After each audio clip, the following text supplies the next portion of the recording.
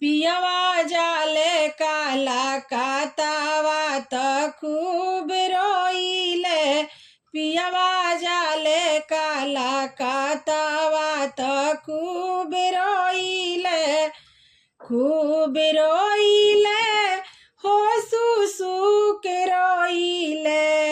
खूब रोइले हो सुसु के रोइले।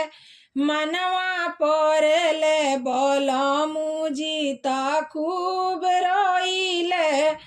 मनवा पड़ले बलमुजी त खूब रोइले। सासु कहेली बहू चौका बर्तन कर के। सासु कहेली बहू चौका बर्तन कर के। अरे तासाला पर थाली पटक रोइले। अरे तासाला पर थाली पटक रोइले। मनवा पड़ले बलमुजी त खूब रोइले। मनवा पड़ले बलमुजी त खूब रोइले। जेठानी कहेली गोतिन रोटी बनावा।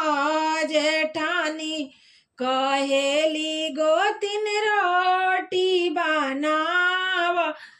अरे चकला पर बेलाना पटक रोइले। अरे चौकी पर बेला ना पटक रोइले। मनवा पड़ले बलमुजी त खूब रोइले। मनवा पड़ले बलमुजी त खूब रोइले। ननद कहेली भाभी से जिया डांसावे के। ननद कहेली भाभी से जिया डांसावो। अरे तो सका पर तकिया पटक रोइले।